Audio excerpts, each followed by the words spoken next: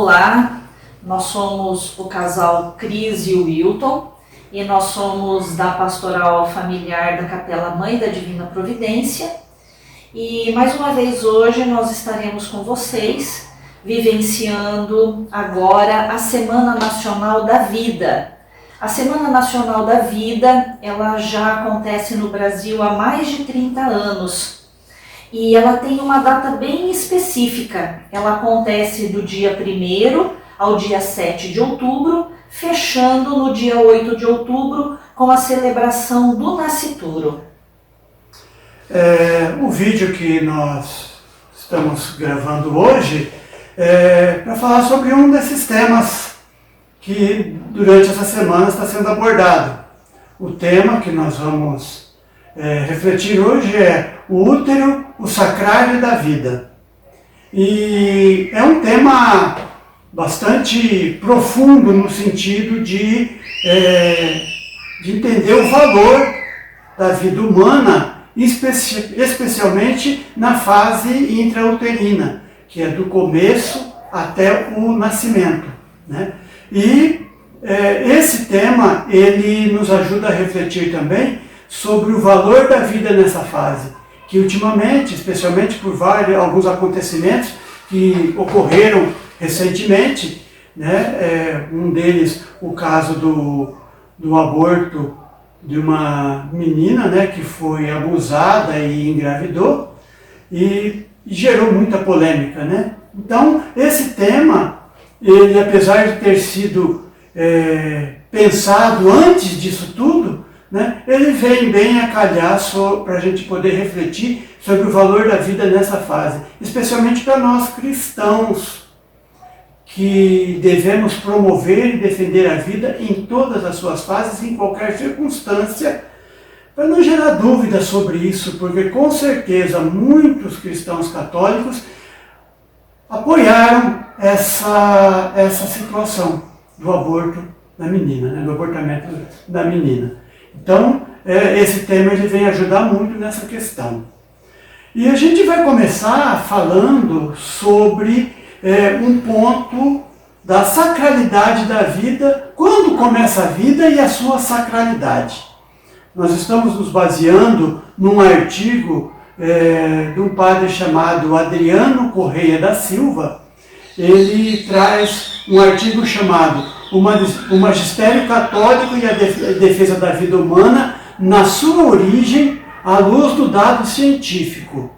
Então, apesar de ser um padre e de ser uma autoridade religiosa, mas o que ele trata aqui é de uma visão estritamente científica. E é baseado nessa visão que a Igreja constitui o seu magistério e usa esse magistério em promoção e defesa da vida.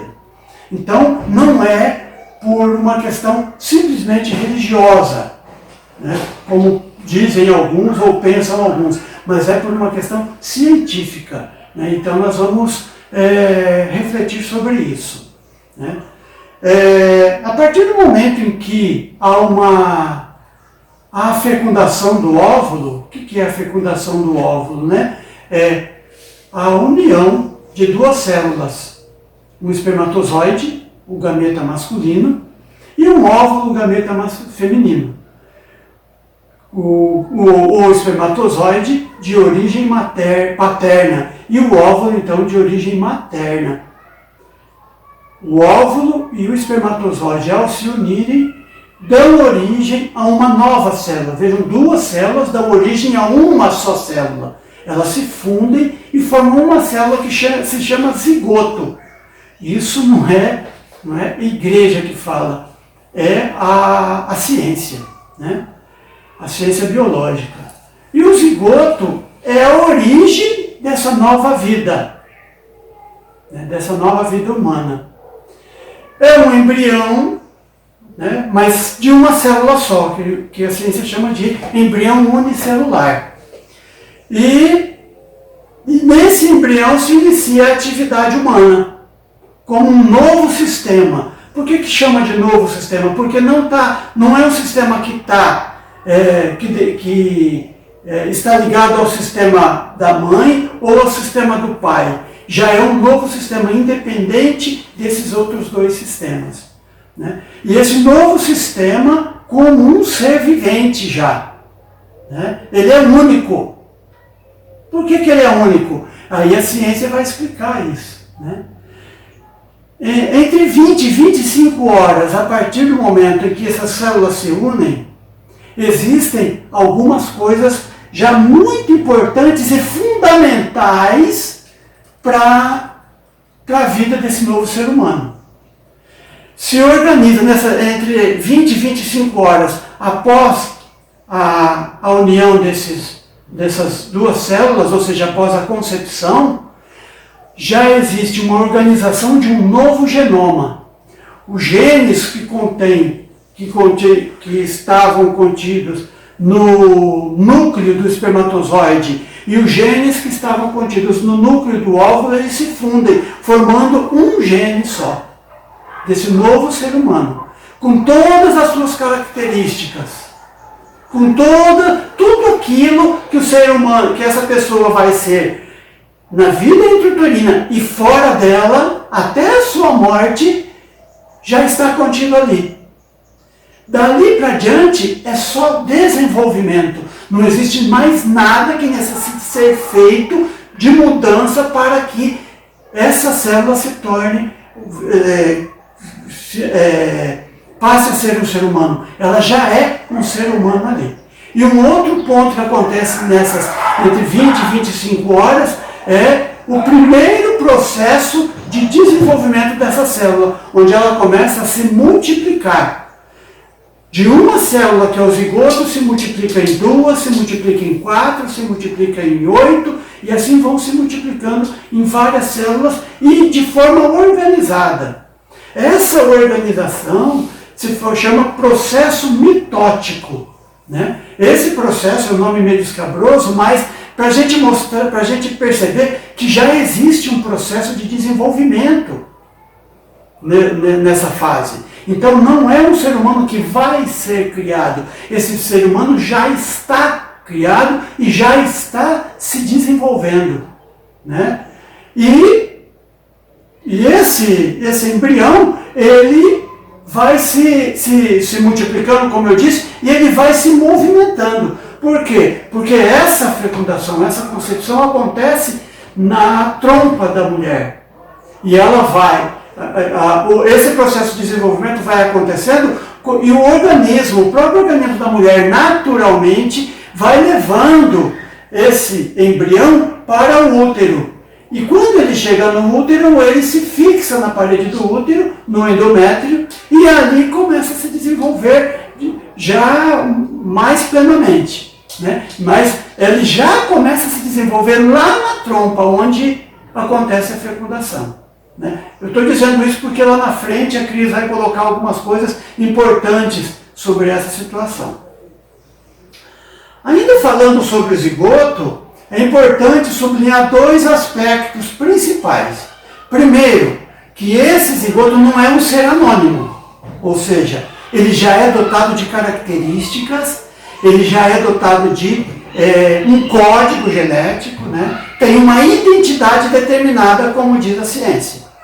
E em segundo ponto, essa nova célula é intrinsecamente orientada a um bem muito bem definido. O zigoto, então, ele é orientado a fazer uma coisa só, que é formar o sujeito humano, com uma forma corpórea, com uma identidade.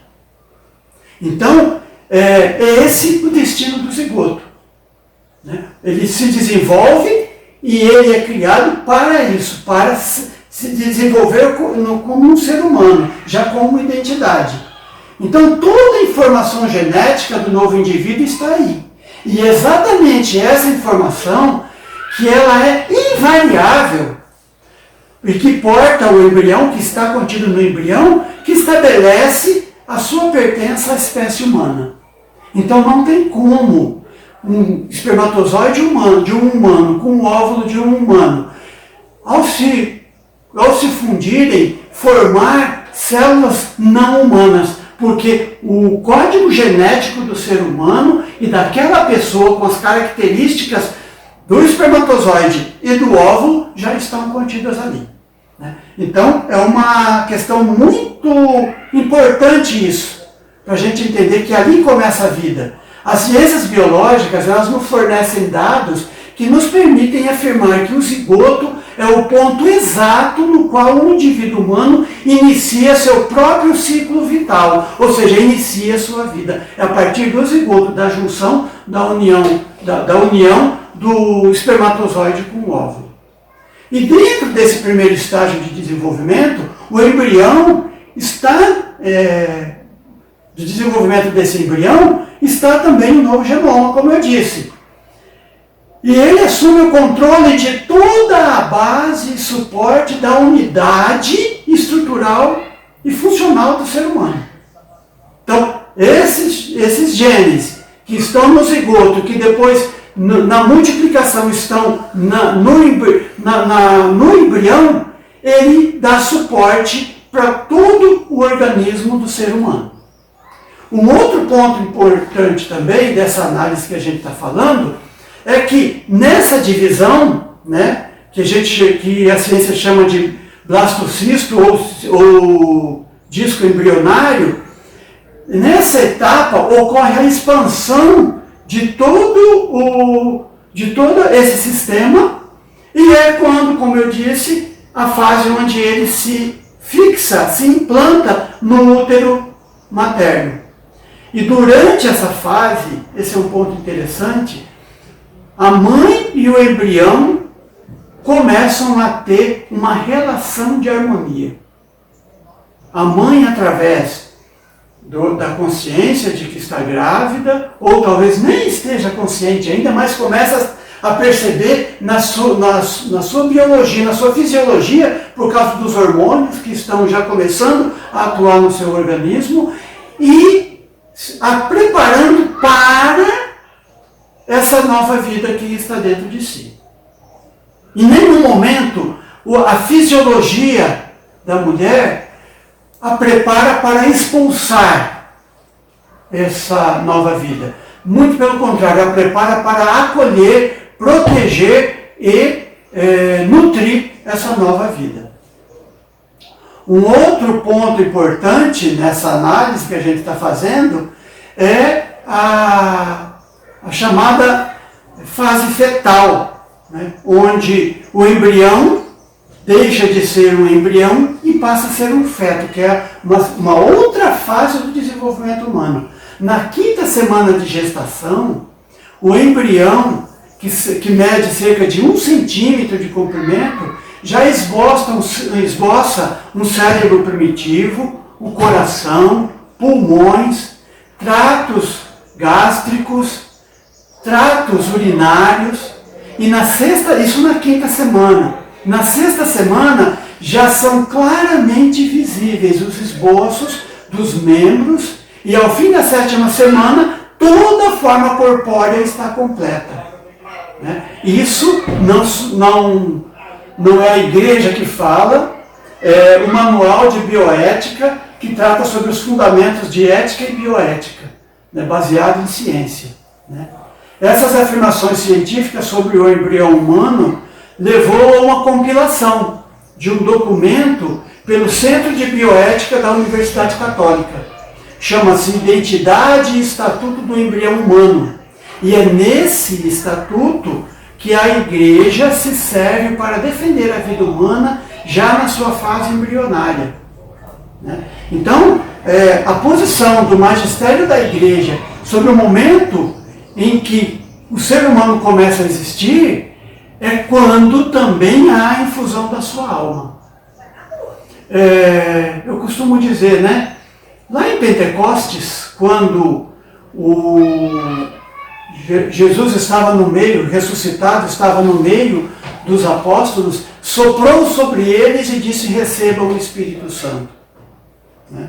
E eles ficaram cheios do Espírito. Lá em Gênesis, no capítulo 1 de Gênesis, a gente vê Deus molda o homem do barro e sopra em suas narinas. Esse sopro divino dá a vida ao homem. No momento em que o espermatozoide e o óvulo eles se unem, na formação desse novo ser, através do zigoto, ali existe o sopro divino. É ali que é incutida a alma, a ânima, né? Como diz no latim, a animação, ou seja, é incutida essa alma no ser humano. E ele passa a ser um ser humano completo, já então na concepção. Por isso que a igreja chama de concepção, e não só de fecundação. Porque não acontece só um fato biológico ali, existe um fato muito maior. Aí a gente vai começando a entender a questão da sacralidade da vida. Né? Por que a vida é sagrada? Porque ali dentro daquele sistema fisiológico, daquele emaranhado de células, existe uma vida, existe uma alma, que é amada e querida por Deus desde aquele momento. Então, nesse momento é que a igreja entende que existem aí 3 propriedades importantes para a condução e desenvolvimento dessa vida: a coordenação, continuação e graduação. O que vem a ser essa continuação? Né? Coordenação. A partir desse momento, todo o código genético está ali e ele coordena todo o desenvolvimento do ser humano.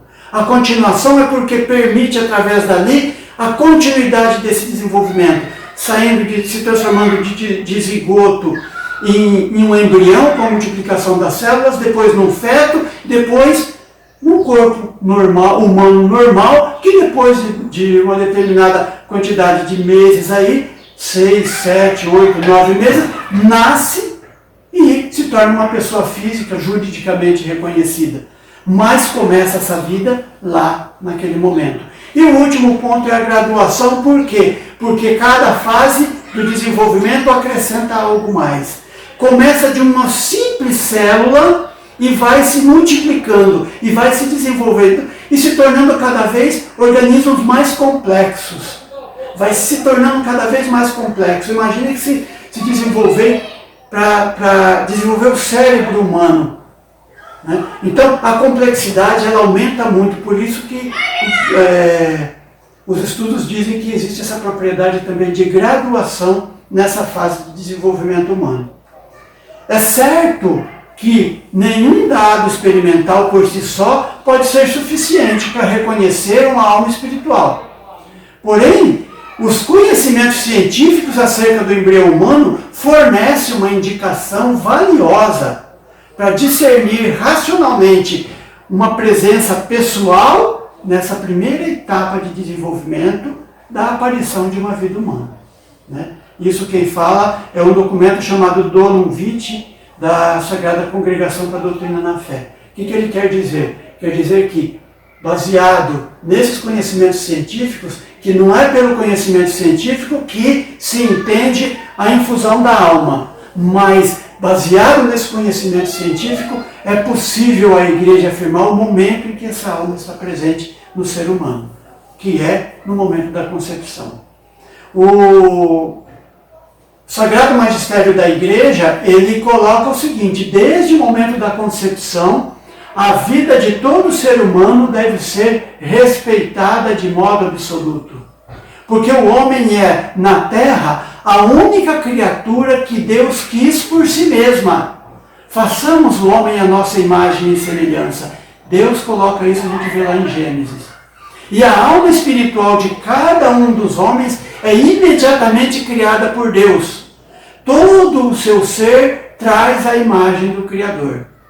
A vida humana é sagrada porque desde o seu início incorpora a ação criadora de Deus e permanece para sempre em uma relação especial com o Criador, que é o seu único fim.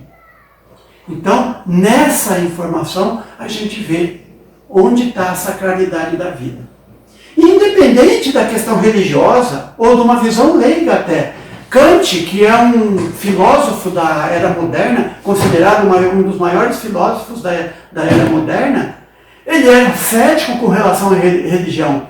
Ele não não aceitava os fundamentos das religiões, apesar de ser de uma família cristã, que acreditava em Deus, mas ele era cético com relação a essas crenças. E ele coloca isso num livro seu chamado Fundamentação da Metafísica. Ou seja, o ser humano deve atuar de maneira que sempre tome a humanidade, tanto da própria pessoa, como de qualquer outro, como fim e nunca como meio. Ou seja, nunca use a pessoa, nem si mesmo, nem outro, como um objeto. Nunca utilize, mas ele é o fim, é o objetivo final, assim como Deus coloca o ser humano. Então, apesar de uma concepção leiga, não religiosa, a gente vê aí também a sacralidade, né, presente nessa visão da vida humana. Decorre que a vida humana é inviolável e em cada momento da sua existência, inclusive na fase inicial que precede o nascimento. Por isso, né, a vida humana ela é sagrada e ela se inicia nesse momento da concepção. Agora, Cris vai colocar um pouquinho mais para a gente aprofundar um pouco mais. O que eu falei aqui é sobre o que a ciência fala do início da vida e o que a igreja trata da sacralidade da vida, principalmente na fase intrauterina. Agora ela vai trabalhar um pouco mais essa questão do sagrado aí. Muito bem. Então, por que o útero é o sacrário da vida? No momento em que o Supremo Tribunal Federal ele julgou uma ação de descumprimento de inconstitucionalidade do 5581,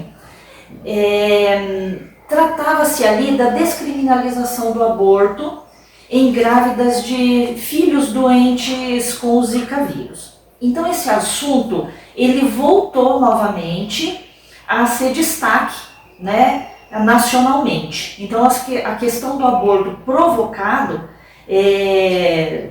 nós precisamos ter argumentos verdadeiros e sólidos para nos posicionarmos diante disso. Bom, a nossa Constituição Federal, no seu artigo 5º, ela tem como cláusula pétrea a inviolabilidade da vida humana. E ela considera que todos são iguais perante a lei e que visa o bem de todos, mesmo os doentes. Então, ninguém pode ser discriminado e também não compete a ninguém julgar quem merece morrer ou quem merece viver. E também no nosso Código Penal considera crime o aborto. E nós temos que levar em conta que o povo brasileiro também, na sua grande maioria, já se manifestou contra essa questão. E para os cristãos principalmente, o 5º mandamento da lei de Deus, não matarás, que proíbe matar um inocente. Bom, muito bem, alguns esclarecimentos para que a gente tenha bastante claro tudo isso, né? Dentro da nossa sociedade constituída, nós temos um lugar privilegiado, que deveria, pelo menos deveria ser especialmente seguro e deveria ser também um refúgio para todos os seus membros. Que lugar é esse? Esse lugar é a família. A família deveria ser o santuário da vida, a igreja doméstica. Nós sabemos que em muitas realidades isso não é contemplado. Mas para nós cristãos é nisso que nós acreditamos e especialmente a pastoral familiar é para isso que ela trabalha, para que cada família seja um santuário da vida. Muito bem, dentro da família tem uma pessoa que é especial, que é a mãe. A mãe é a geradora da vida. Não que os outros membros não tenham valor, todos são importantes para Deus. Mas a mulher, nesse momento, dentro da família, é ela quem gera a vida. E é por isso que ela tem o nosso especial amor, né? Pois é dela que nós nascemos. Todos nós nascemos de uma mulher. Ninguém nasceu de uma outra forma diferente. No mundo, em toda a existência da humanidade, nenhum ser humano nasceu de uma forma que não seja da mulher. E na mãe tem um lugar que é sagrado. O Wilton estava falando da sacralidade da vida. Se a vida é sagrada, essa vida precisa estar num lugar que seja compatível com isso. Então, o útero materno, ele é o sacrário aonde a vida é gerada. Como no santuário da vida, a família, que é a família, está esse sacrário da vida, o útero materno é esse lugar sagrado, protegido e seguro. E eu pergunto, será? Vamos lá. O próprio Deus, quando ele enviou o seu Filho para esse mundo, para habitar entre nós, ele o aconchegou dentro de um útero materno. Deus poderia ter usado de inúmeras formas para trazer o seu Filho para esse mundo.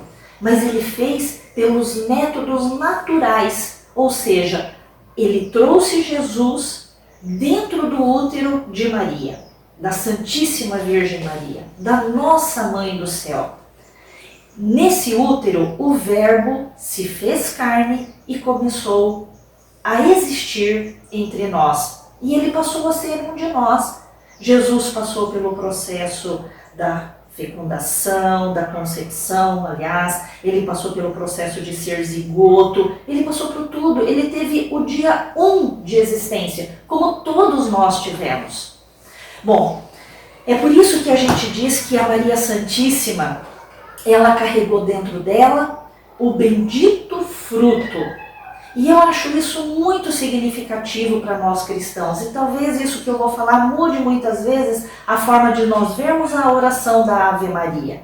A oração da Ave Maria, ela é a oração do Jesus nascituro, porque nós rezamos para ele embrião. Ele ainda está ali, guardadinho e aconchegado dentro do sacrário da vida. Maria trouxe para nós essa dignidade, trouxe para nós essa relevância de que o útero, ele abriga o que é de mais sagrado, a vida humana. Muito bem, no caso de um aborto provocado, quando uma vida humana em gestação ela é artificialmente tirada, sob qualquer pretexto, é dentro do útero materno que esse crime acontece. Portanto, é dentro do lugar mais sagrado do mundo.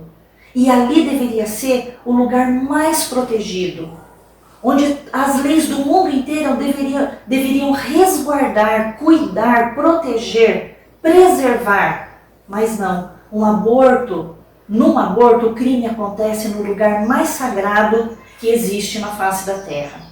Vamos pensar numa situação. E vamos imaginar que uma criança já esteja fora do útero materno após o nascimento. E não importa o tempo da sua gestação. Então vamos imaginar que uma criança nasceu prematuramente de 7 meses. Ela teve 7 meses de gestação e nasceu. Então ela nasceu antes dos 9 meses normais. Essa criança que nasceu de 7 meses, ela é protegida pela lei. Em qualquer país civilizado, o seu assassinato é considerado um crime hediondo. E todos condenam o infanticídio, seja por que pretexto for. Mas se essa criança ela ainda estiver dentro do útero, a proteção já não é tão segura. Ela já não é tão protegida pela lei. A lei dos homens, ela varia segundo a determinação do que eles fazem, do que eles interpretam. Então esses homens, eles pretendem determinar até quando vale a pena a vida ser vivida ou não. Será que é isso?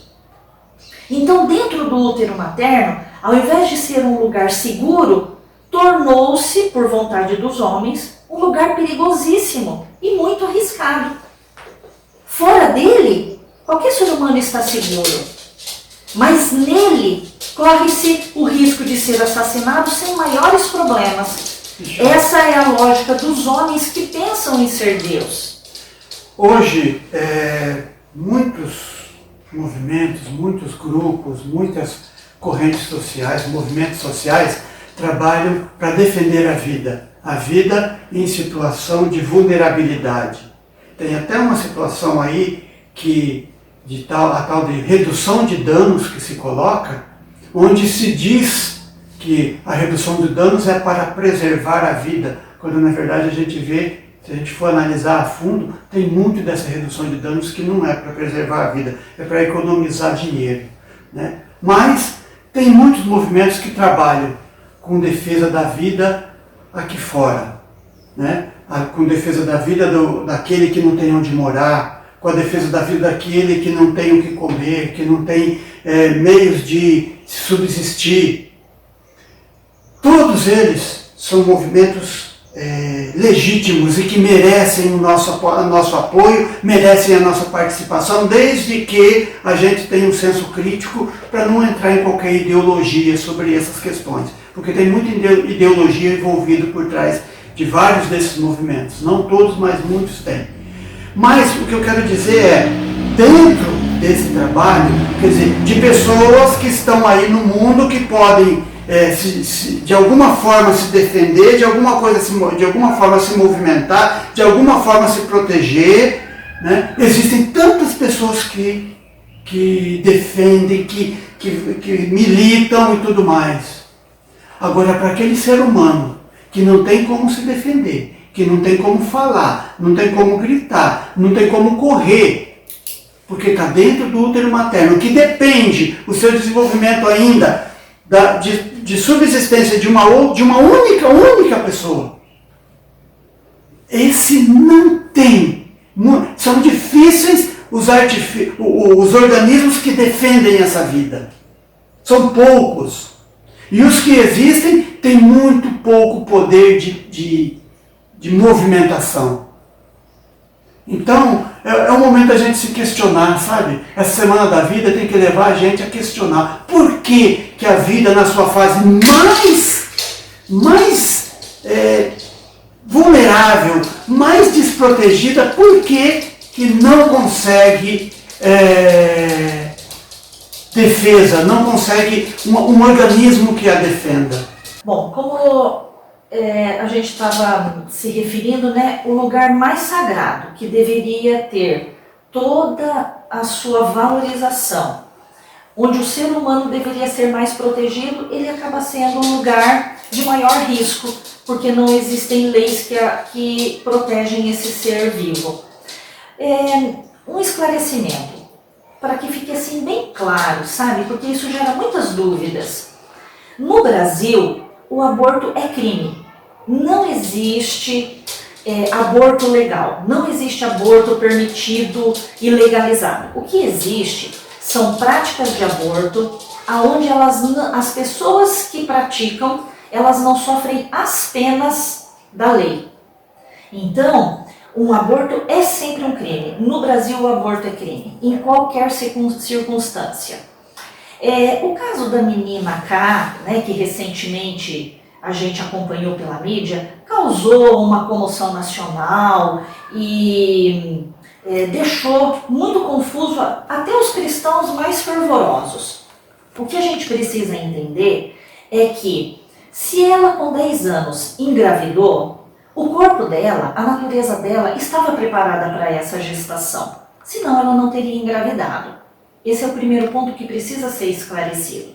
Segundo, o crime da violência que ela sofreu, precisamos dar a pena para quem mereça.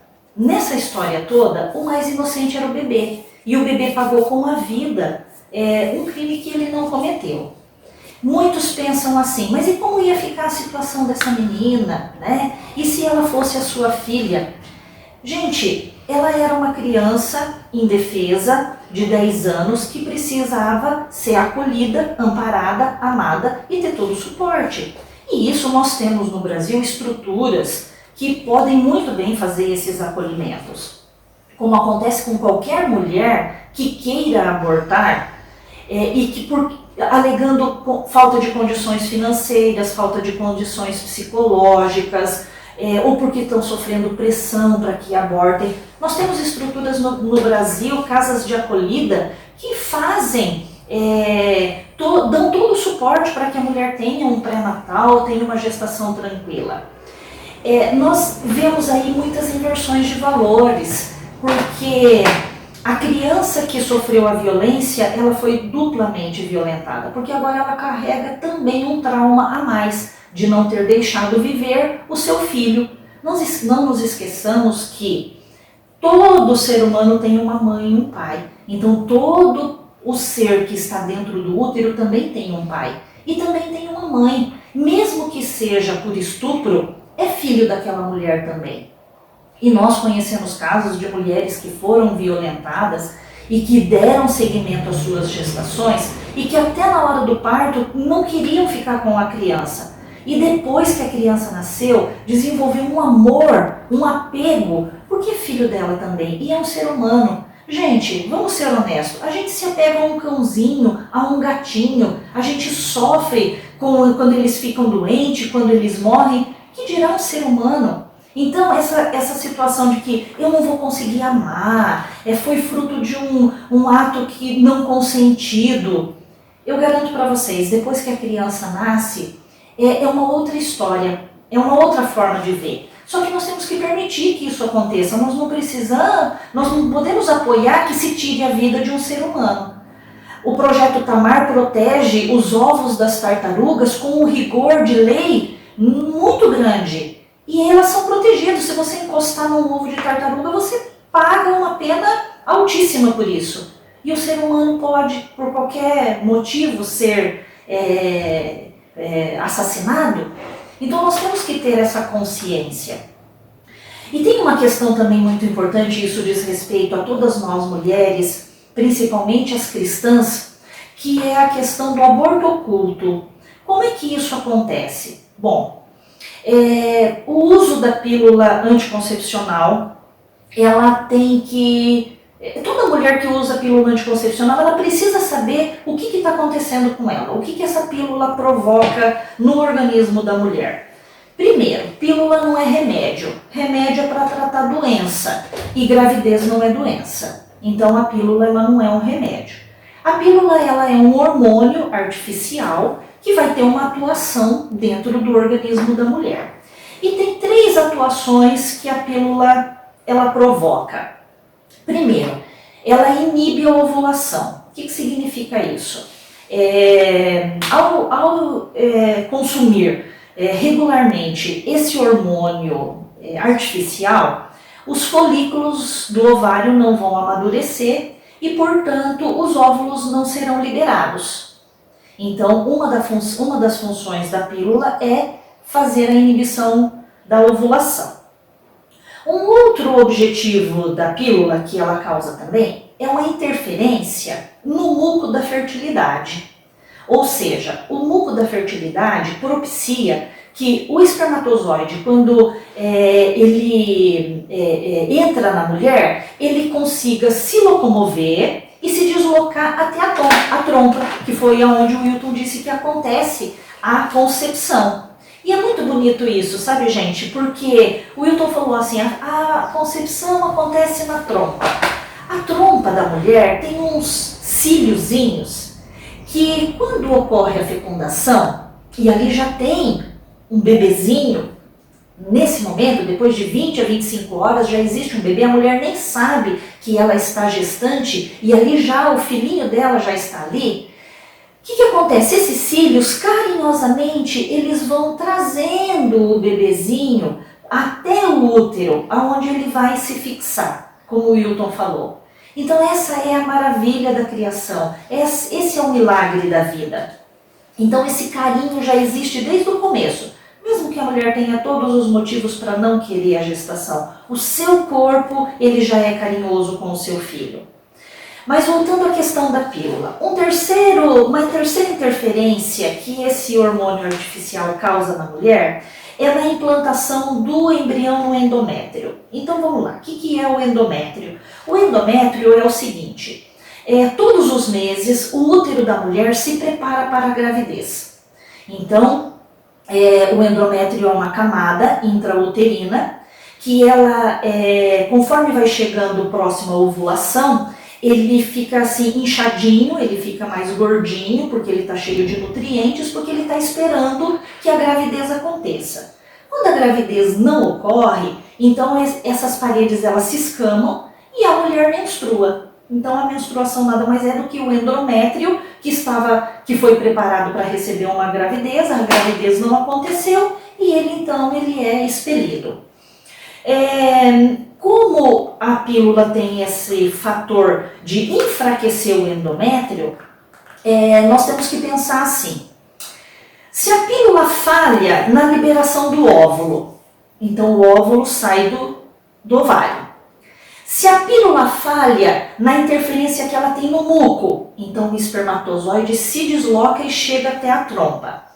Aí a fecundação já tem vida, já é um bebezinho.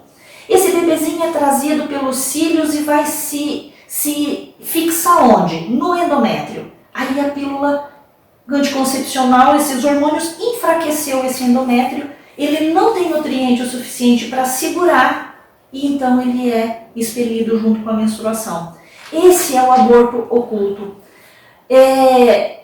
O útero, que era o sacrário da vida, o lugar de aconchego, o ambiente adequado para se viver, ele passa a ser o sepulcro, aonde uma vida ela foi ceifada e ela não vai sobreviver e ela vai ser eliminada.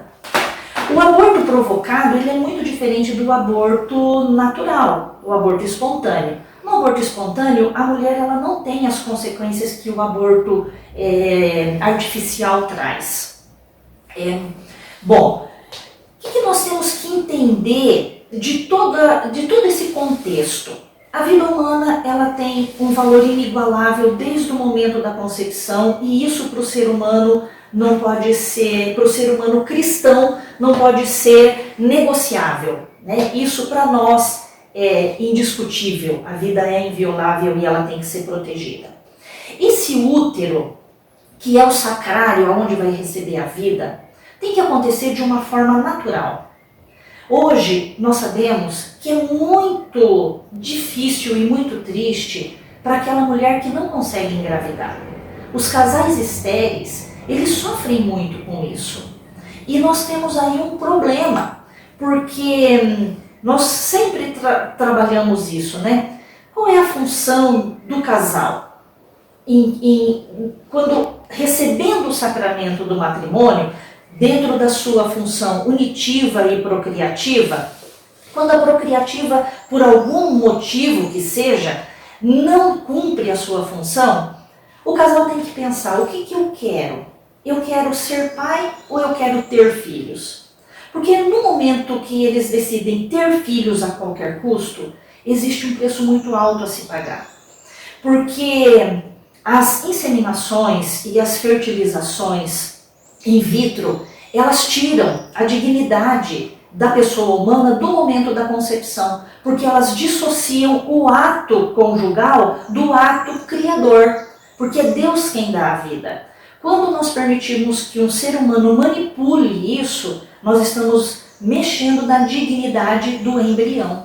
E isso também é muito sério, porque esse útero sacrário da vida, ele vai receber uma pessoa que ela foi escolhida, que ela foi manipulada. Ali pode ter já seleção, os embriões que têm ali um defeitinho já foram deixados de lado. E isso cria para nós cristãos um problema moral e ético muito sério. Porque a igreja, ela sempre vai se levantar e defender o ser humano quando ele estiver com a sua dignidade em risco. E o problema da inseminação, gente, não está somente na questão da implantação no útero. Porque muitos bebês são implantados e nascem e são uma verdadeira alegria para a família. Mas o nosso problema está com os irmãozinhos deles, desse bebê que foi implantado, que vai ficar congelado dentro de um tubo de nitrogênio. E o que fazer com esses embriões?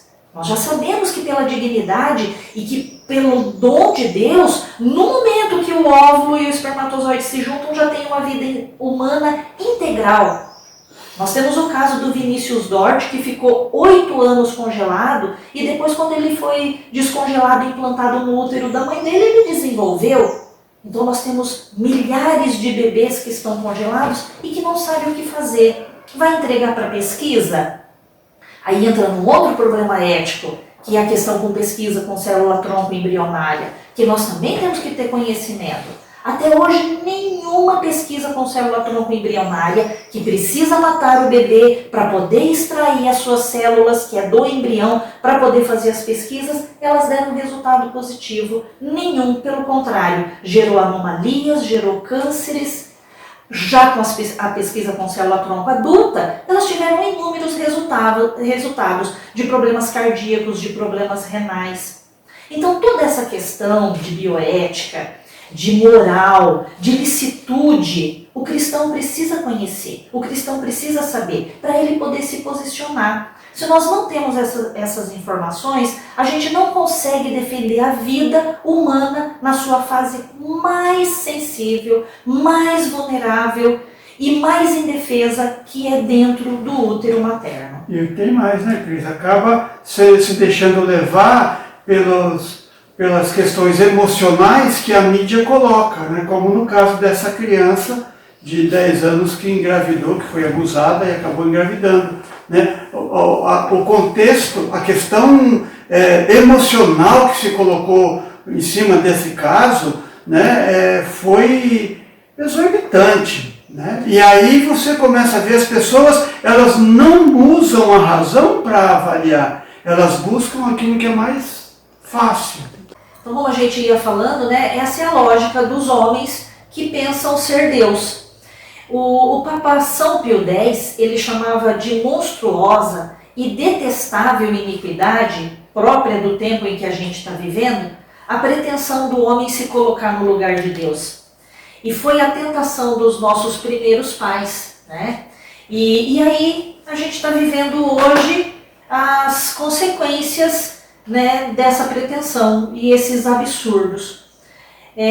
Por isso, cabe a nós, cristãos católicos, a leitura, o estudo, a reflexão e, sobretudo, a informação. Porque a gente só consegue se posicionar contra ou a favor de alguma coisa importante para a vida do ser humano se a gente tem informação. Então, nesses pequenos diálogos, né, que a gente tentou aqui nesse momento, foi trazer um pouco de informação acerca da nossa doutrina, acerca da ciência, para que a gente possa realmente se posicionar, amando, defendendo e promovendo a vida, em qualquer circunstância e em qualquer ocasião, porque esse é o papel de todos nós.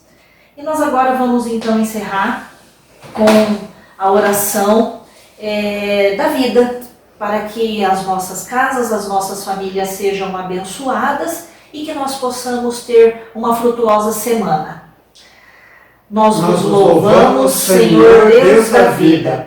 Bendito sejais, porque nos criastes por amor. Vossas mãos nos modelaram desde o ventre materno. Nós vos agradecemos pelos nossos pais, famílias e todas as pessoas que cuidam da vida humana desde o seu início até o fim. Em vós somos, vivemos e existimos. Abençoai todos e todas que zelam pela vida humana e a promovem. Abençoai as gestantes e todos os profissionais da saúde. Dai às pessoas e às famílias o pão de cada dia, a luz da fé e do amor fraterno. Nossa Senhora Aparecida, intercedei por todos os nascituros, as crianças, os jovens, adultos e idosos, para que tenham vida plena em Jesus, que ofereceu a sua vida em favor de todos. Amém. Em nome do Pai, do Filho e do Espírito Santo. Amém. Louvado seja nosso Senhor Jesus Cristo, para sempre seja louvado.